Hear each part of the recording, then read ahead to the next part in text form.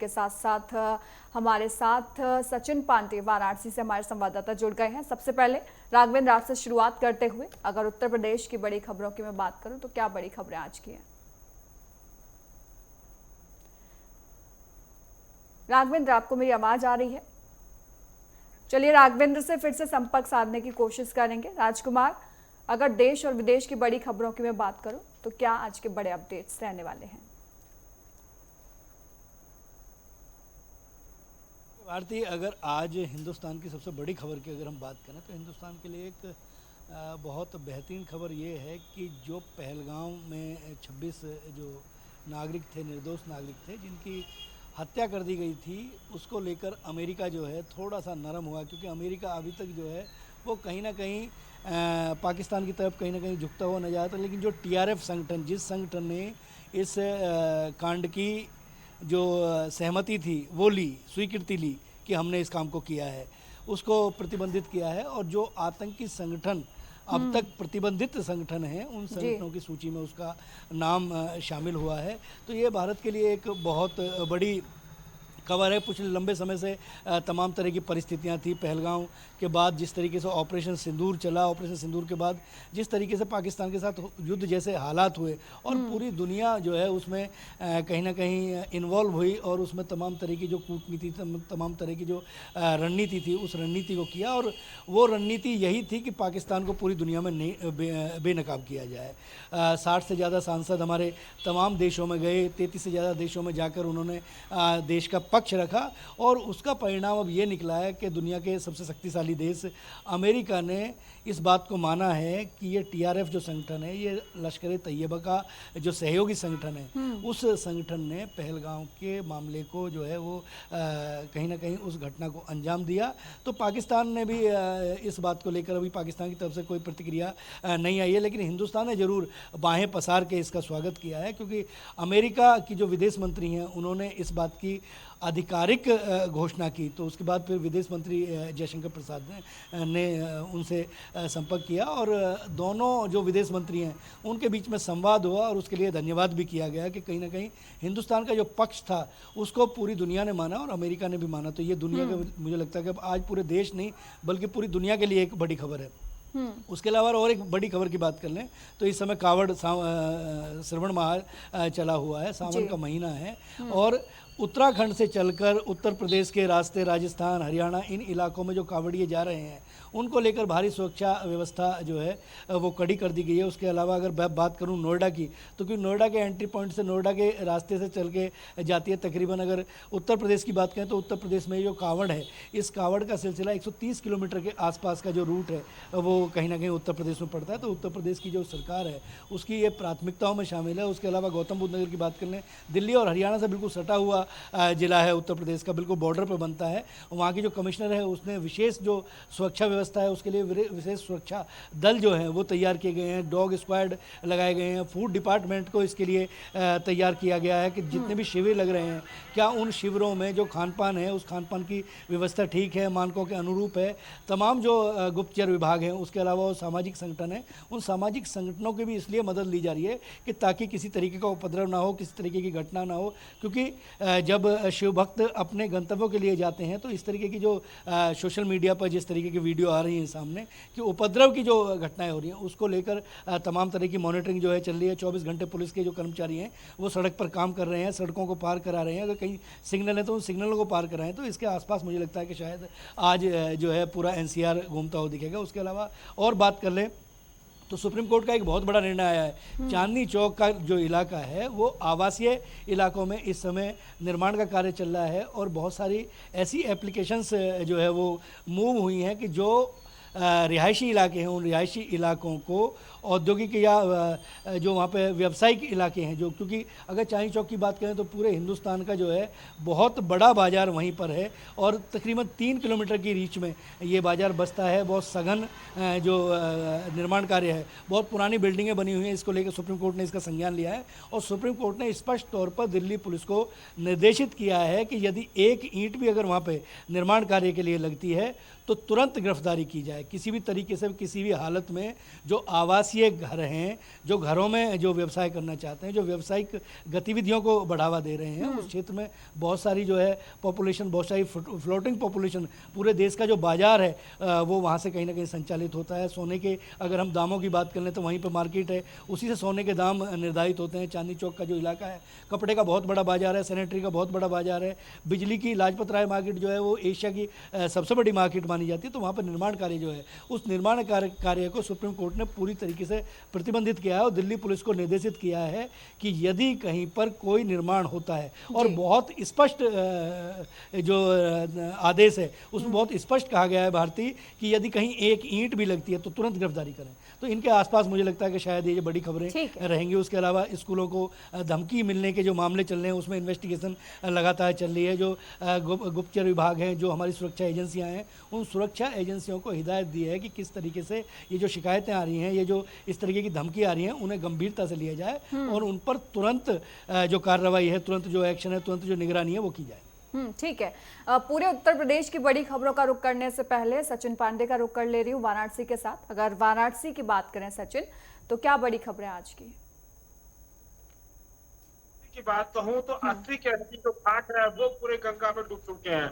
लगातार जो पानी है वो भी बाहर आते हुए नजर आ रहा है। गंगा आरती का जो स्थान है वो बदल दिया गया है। तो कह सकते हैं कि जो दूर दराज से जो दर्शन पूजन के लिए पहुंच रहे हैं लोग, वो कहीं ना कहीं नाराज होते हुए नजर आ रहे हैं, क्योंकि जो गंगा की स्थितियां हैं वो लगातार जो है गंगा का जो उफान पर है उसको लेकर के पूरे जो यहाँ पर कांवड़ यात्री हो, चाहे तमाम जितने भी दूर दराज से जो लोग आ रहे हैं गंगा में डुबकी लगाने के लिए भी, वो भी कहीं ना कहीं रोका गया है। तो कह सकते हैं कि सबसे बड़ी खबर आज वाराणसी की यही है। और जो गंगा आरती का स्थान है वो बदल दिया गया है, क्योंकि लगातार अगर हम कहें पिछली बार भी अगर गंगा उफान पे थी तो वहां पर आरती की जो स्थिति थी वो बदल दी गई थी। अब ये जो है गंगा जी का जो चेतावनी बिंदु उससे ऊपर जा रही है। हो सकता है, उम्मीद यही है कि आने वाले समय में जितने भी घाट के अगल बगल कॉलोनी उनको भी सचेत कर दिया गया है कि पानी उनके घर तक घुस सकता है। दूसरी बड़ी खबर कि कल शाम जो सेक्स रैकेट है वाराणसी में वो चल रहा था, देह व्यापार का जो कारोबार चल रहा था, उस पर कैंट,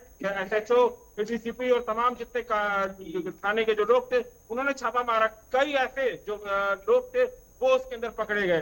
तो कह सकते हैं बड़ी खबर ये भी है। और तीसरी खबर ये है कि अगर हम वाराणसी की बात करें तो वाराणसी में लगातार जो कांवड़ यात्री पहुंच रहे हैं, एनजीओ और तमाम जितने जो लोग हैं वो कहीं ना कहीं उनका खाना सामग्री हो गया, उसके बाद पानी की व्यवस्था है, वो सारी करते हुए नजर आ रहा है। जी बिल्कुल सचिन, देखिए जल स्तर तो बढ़ रहा है और क्या प्रबंध किए जाते हैं उस पर लगातार नजर बनाए रखिएगा। और अब पूरे उत्तर प्रदेश की बात कर लेते हैं, उसके बाद अजहर हुसैन हमारे संवाददाता श्रीनगर से जुड़ गए, उनके पास जाएंगे।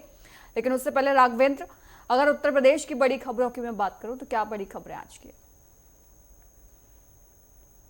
भारतीय, अगर उत्तर प्रदेश की बड़ी खबरों की बात करें तो आज उत्तर प्रदेश के मुख्यमंत्री सीएम योगी आदित्यनाथ दिल्ली जाएंगे और वहां पे इनका शीर्ष नेतृत्व से मुलाकात होगा, जिसमें जेपी नड्डा, अमित शाह, राजनाथ सिंह खास करके वो व्यक्ति हैं जिनसे मुलाकात होगा। और ऐसी चर्चा भी है कि आने वाले कुछ ही समय में योगी कैबिनेट का भी विस्तार देखने को मिलेगा। इसके साथ साथ ऐसी चर्चा है कि इस मुलाकात में यूपी बीजेपी प्रदेश अध्यक्ष को लेकर भी चर्चाएं हों।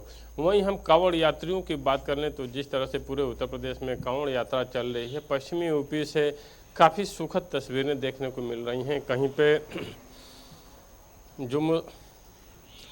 कहीं पे जो मुस्लिम वर्ग है वो फूल वर्षा करते हुए, पुष्प वर्षा करते हुए देखा जा रहा है, तो दूसरी तरफ कुछ ऐसे पुलिस अधिकारी भी हैं जो कांवड़ियों में छोटे बच्चे या महिलाएं हैं उनको क्षमा चाहेंगे। ठीक है, कोई बात नहीं राघवेंद्र, आपके पास वापस लौटूंगी। और तमाम तैयारियां जो हैं वो चल रही हैं उत्तर प्रदेश की। और हमारे साथ अजहर हुसैन भी जुड़े हैं श्रीनगर से।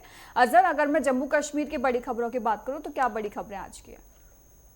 देखिए, बात ही जम्मू कश्मीर के अहम खबरों की और अगर हम बात करें जम्मू कश्मीर में सबसे अहम खबर की ओर बात करें तो जम्मू कश्मीर की सरकार जो है अभी काफी गहराव में नजर आ रही है। जिस तरीके से जब सरकार बनी तो उसके बाद में एक विवादित जो एक रिजर्वेशन के हवाले से एक चली, जिसमें इनके ही अपने ही मेंबर पार्लियामेंट आगा रुहुल्ला भी उस विवादित बयान में नजर आ रहे। अपनी ही सरकार यानी अपनी ही पार्टी की ओर से वो मुखालिफ नजर आए, लेकिन एक बार फिर जो है फिर सरकार ने 4 महीने का वक्त मांगा था कि 4 महीने के बाद में उन्होंने कैबिनेट सब जो कमेटी है उसका आयोजित किया था और कैबिनेट सब कमेटी का ये था कि वो 4 महीने के अंदर अंदर अपनी जो रिपोर्ट है वो सबमिट करे सरकार को। लेकिन 4 महीने वक्त गुजर जाने के बाद में जब उन्होंने लॉ डिपार्टमेंट और की जानिब से ये फाइल जो है सबमिट की, लेकिन एक बार फिर जो कल जम्मू कश्मीर हाई कोर्ट की जानिब से एक नोटिफिकेशन जारी हुई सरकार की ओर से कि इसमें जो रिजर्वेशन जो 30% लोग हैं उनके लिए 70% जो रिजर्वेशन का कोटा है वो रखा गया है। और एक बार फिर जो जम्मू कश्मीर हाई कोर्ट की जानिब से एक बार फिर इनको नोटिफिकेशन जारी की गई है कि एक बार फिर जो है 4 महीनों के अंदर अंदर एक बार फिर वो रिपोर्ट तैयार करे ताकि जो है हर एक वर्ग के लोगों के साथ जो इंसाफ हो जाए। ये फिलहाल इस विवादित या इस रिजर्वेशन के हवाले से उमर सरकार अभी काफी गहराव में नजर आ रही है। दूसरी जानिब इनके ही अपने ही जो नेता है जिसमें मेंबर पार्लियामेंट आगा रूला भी इस विवादित बयान में काफी चर्चित रहे हैं। अब आने वाले समय में ये देखना होगा कि क्या कुछ रिपोर्ट अभी सामने आएगी या क्या कुछ प्रक्रिया रहेगी। अब जम्मू कश्मीर हाई कोर्ट की जानिब से इस पे सबका इंतजार रहेगा।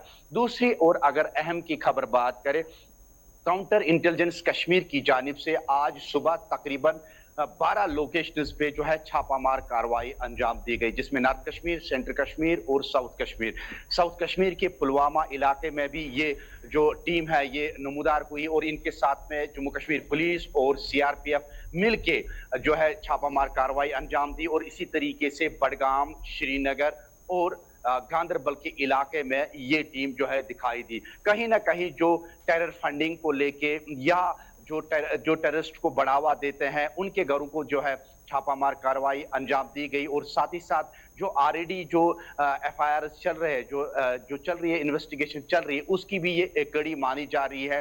और कहीं ना कहीं खंगाला जा रहा है कि जो भी मिलिटेंसी गतिविधि में शामिल है उनको कैफर किरदार तक पहुंचाने की ये एक बड़ी कोशिश है काउंटर इंटेलिजेंस कश्मीर की जानिब से।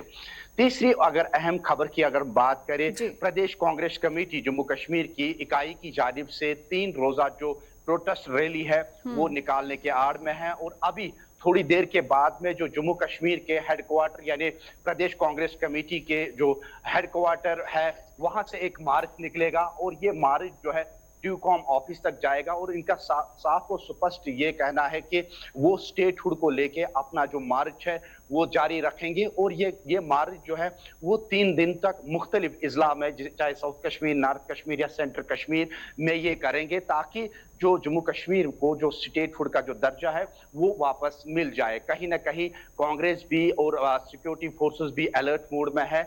और देखने वाली बात है क्या पुलिस या सिक्योरिटी फोर्सेस इनको अलाउ करेगी इस प्रोटेस्ट रैली निकालने में। लेकिन जिस तरीके से अभी कार्यकर्ता आ रहे हैं, पार्टी हेडक्वार्टर में आ रहे हैं जम्मू कश्मीर में, तो कहीं ना कहीं लग रहा है कि एक रैली निकलेगी। और रैली का प्रोग्राम जो है जिस तरीके से तारिक हमीद करा जो प्रदेश कांग्रेस कमेटी जम्मू कश्मीर के अभी प्रवक्ता है, प्रेसिडेंट है, उनका साफ तौर पर कहना है कि हम ना इस मार्च के बाद में ड्यूकॉम ऑफिस में एक जो है मेमोरेंडम पेश करेंगे जिसमें स्पष्ट लिखा होगा कि जम्मू कश्मीर को स्टेटहुड का दर्जा जो है वो वापस दिया जाएगा। लेकिन चौथी खबर की अगर हम बात करें, मॉनसून सेशन जो है चूंकि स्टार्ट होने जा रहा है, लेकिन उससे पहले जो है जम्मू कश्मीर के कुछ एक लीडरान जो है जिसमें जस्टिस और बाकी जितने भी हैं वो कल यानी 22 को जो है दिल्ली में एक वार्ता करेंगे, एक प्रेस कॉन्फ्रेंस करेंगे, एक समीक्षा करेंगे, इजलास करेंगे जिसमें स्पष्ट किया जाएगा कि जम्मू कश्मीर में जो स्टेटहुड का मसला है उसको वापस दिया जाए। अगर इसी खबर की ओर बात करें, जो मेंबर पार्लियामेंट अवामी इत्तेहाद पार्टी के इंजीनियर रशीद है जो अभी तिहाड़ जेल में बंद है, लेकिन उन्होंने भी अदालत से जो है रुजू की है कि वो इस बार जो है उनको अलाउ किया जाए सेशन में ताकि वो जो है जम्मू कश्मीर के मसले जो है वो सरकार के सामने रखेंगे। लेकिन उन्होंने ऑलरेडी जो है जो पार्लियामेंट में ऑलरेडी ये नोटिफिकेशन जारी की है कि उन्होंने भी स्टेटहुड को लेके एक करारदाद जो है वो जो है सौंप दी है। अब देखने वाली बात है कि मॉनसून के इस सेशन में जिसमें एक तो स्टेटहुड जम्मू कश्मीर का स्टेटहुड, दूसरा जो पहलगाम बाइसन अटैक है वो देखने को मिलेगा, और तीसरा जो अहम ऑपरेशन सिंदूर के मुतालिक जो भी चर्चा होगी ये अहम होने वाली बात बिल्कुल है। जी बात बिल्कुल अजहर, आपने बिल्कुल ठीक कहा। देखिए 3 मुद्दे हैं और तीनों अहम है, लेकिन टीआरएफ को जिस वक्त से आतंकी संगठन घोषित किया गया है, कहीं तक उसमें सफलता मिल गई है, लेकिन स्टेटहुड का दर्जा ऐसा मामला बन गया है जम्मू कश्मीर में जिसका फायदा अब हर कोई पार्टी उठाना चाहती है और उमर अब्दुल्ला नहीं चाहते कि विपक्ष इसका फायदा उठाए। तो दोनों ही लगे हुए हैं रेस में। आपके पास वापस लौटूंगी। और राजकुमार, देखिए, जैसे कि मैंने टीआरएफ का जिक्र किया और टीआरएफ को आतंकी संगठन अब घोषित भी कर दिया गया है। एक बड़ी कूटनीतिक जीत जो है भारत की मानी जा सकती है, या मैं ये कहूं कि केवल इतना ही काफी है जितना अभी तक हासिल किया है इस पूरे मामले में।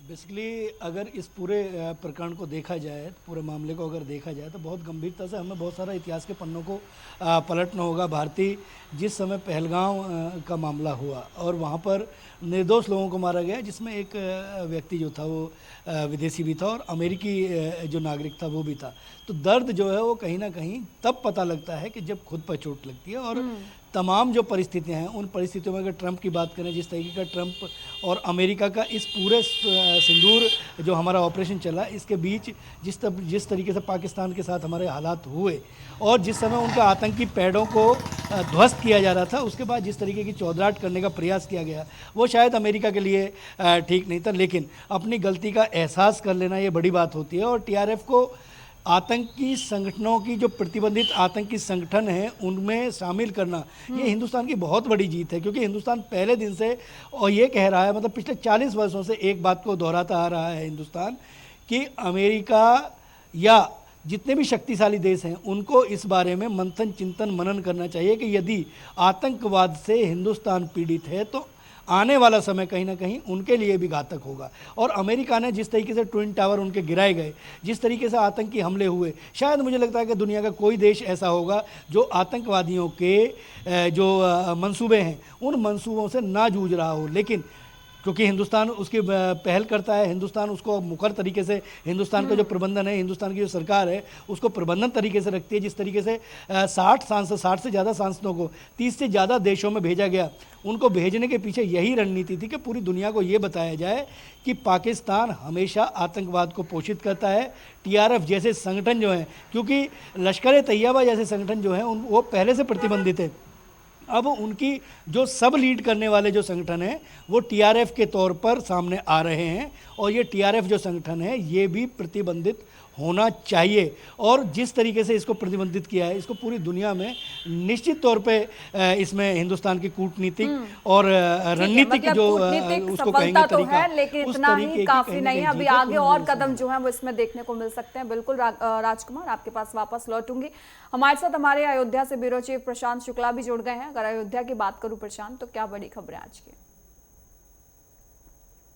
सबसे पहले कहीं ना कहीं राम मंदिर की बात आती है। तो अगर राम मंदिर की बात किया है तो प्रभु श्री राम की जो 500 वर्षों का इंतजार था, भव्य राम मंदिर बनकर तैयार हुआ था। जो उसके अध्यक्ष नितिन मिश्रा हैं वो कल ही अयोध्या आए थे। तो आज उन्होंने मीडिया से बातचीत करते हुए कहीं ना कहीं उन्होंने बताया है कि राम मंदिर बनने के बाद उसकी सुरक्षा व्यवस्था बढ़ाई दी गई थी, पर कहीं ना कहीं जो उसको धमकियां आती रहती है, ऐसी तमाम चीजें जो आती रहती है, उनको देखते हुए कहीं ना कहीं 45 करोड़ की लागत से 4 किलोमीटर की दीवारें बनाई जाएगी। जो दीवारें बनाई उसमें वॉच टावर, सेंसर, ऐसी तमाम चीजें, उपकरण लगाई जाएगी, जिस वजह से डायरेक्ट जो वॉच टावर पे लोग मौजूद होंगे उसे देख सकते हैं, पूरी निगरानी कर सकते हैं राम मंदिर पूरे परिसर की, जिस वजह से कोई भी अगर उनको आशंका होती है तो उस पर वो लोग निगरानी कर सकें।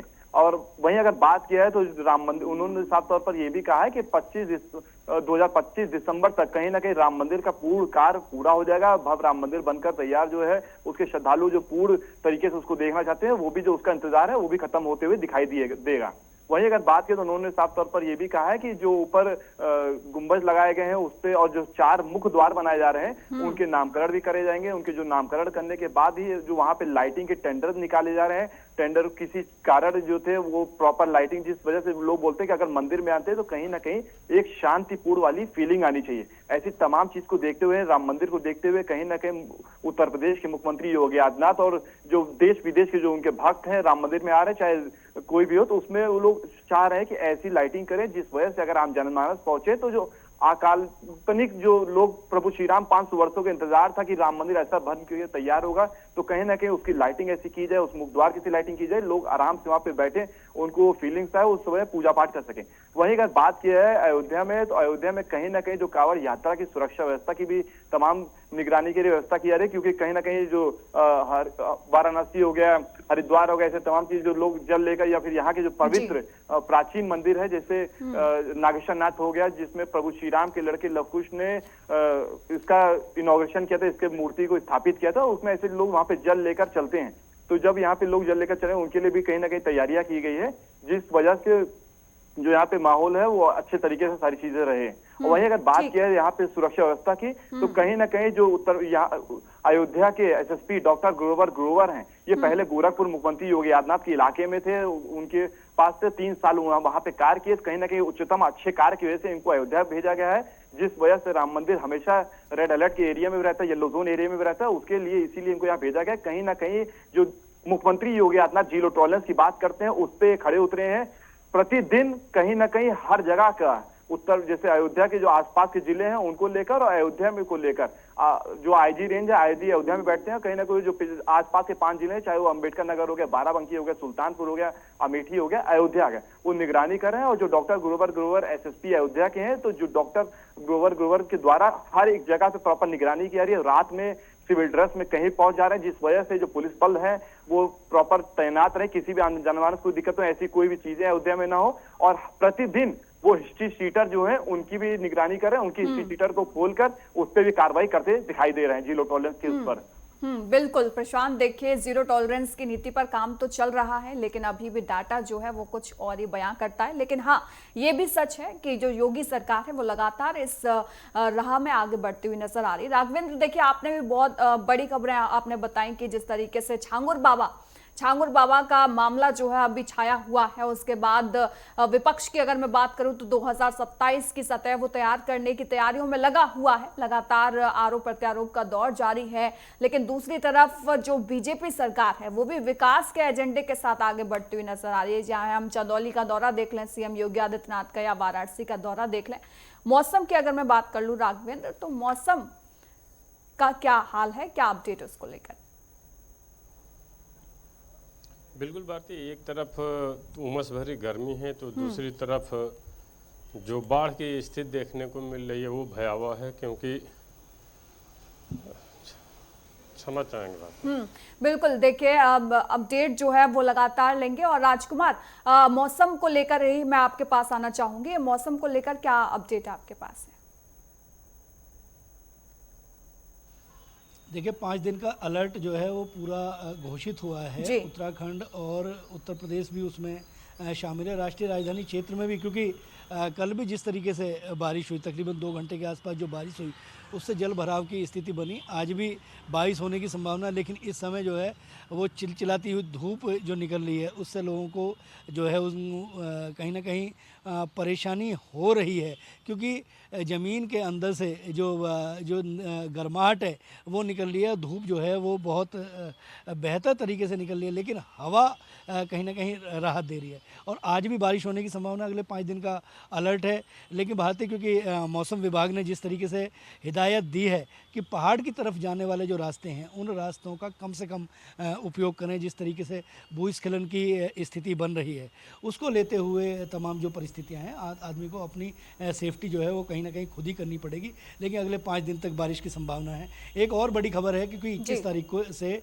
संसद का जो मानसून सत्र है वो सत्र शुरू होगा। उस सत्र को शुरू होने से पहले जिस तरीके की परिस्थितियां हिंदुस्तान के अंदर बन रही है, भूपेश बघेल जो छत्तीसगढ़ के मुख्यमंत्री रहे हैं, उनके बेटे की कल गिरफ्तारी हुई एक शराब घोटाले के मामले में, उसको लेकर तमाम तरह के जो उन्होंने प्रयास किए हैं, उन्होंने जो बयान दिया है कि अडानी के खिलाफ बोलने की उन्हें सज़ा मिल रही है, और उनके बेटे को उस दिन अरेस्ट किया गया है जिस दिन उसका जन्मदिन था। आज जो इंडिया गठबंधन है उसकी एक अहम बैठक होनी है, ये वर्चुअल जो विधि है उसके थ्रू होगी। तमाम जो नेता हैं वो उससे जुड़ेंगे और उनकी रणनीति होगी कि 21 तारीख से जो मानसून सत्र शुरू हो रहा है उसमें सरकार को घेरने का प्रयास किया जाए। ऑपरेशन सिंदूर जिस तरीके से चला, जिस तरीके से राफेल हमारे जो है वो कहीं ना कहीं दुर्घटनाग्रस्त हो रहे हैं, इन सब मसलों को लेकर सरकार को किस तरीके से घेरा जाए। आज एक वर्चुअल जो है उस पर एक वर्चुअल जो विधि है, उस विधि के थ्रू तमाम जो बिल्कुल राजकुमार, मानसून सत्र की शुरुआत होने से पहले इंडी गठबंधन जो है पूरी रणनीति बनाने में लगा हुआ है कि आखिरकार इसको किस तरीके से आगे रखा जाए और किस तरीके से एक बार फिर से पक्ष पर यानी कि सत्ताधारी पार्टी पर सवाल जो है वो उठाए जाए।